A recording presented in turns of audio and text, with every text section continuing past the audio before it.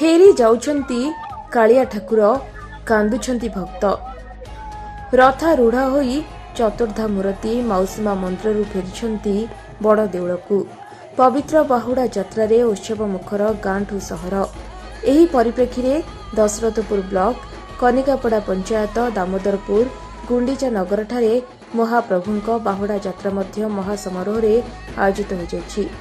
दामोदर क्षेत्रर जगन्नाथ मंदिर महाप्रभु श्री जगन्नाथ बलभद्र एवं मां सुभद्रांक प्रतिमूर्ति गुंडीचा नगर स्थित मौसीमा मंदिर को आसीथिले।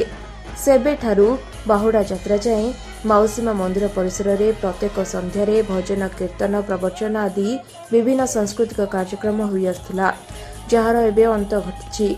कालिया सात एही आस्थान छाड़ी जाउथबारु क्रंदनरत भक्तगण तेबे जगन्नाथ सेवा समिति पक्षरु रीतिनीति अनुसार रथ को विजय करथिले बड़ ठाकुर। समाजसेवी जगदीश शंकर साहू छेरा पहरा दायित्व निर्वाह करथिबा बेले रथारूढ़ ठाकुरंक दर्शन लागि हजार हजार श्रद्धालुंक भिड़ परिलक्षित होइतिला।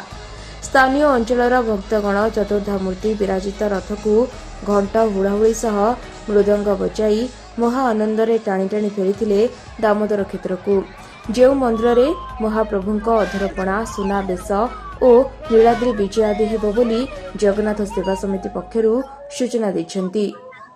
जगदीश शंकर साहू प्रभु कालियार जो 247 प्रकार सेवक अच्छा से सेवक मध्य मु जड़े हूँ सेवक बोली भावुची।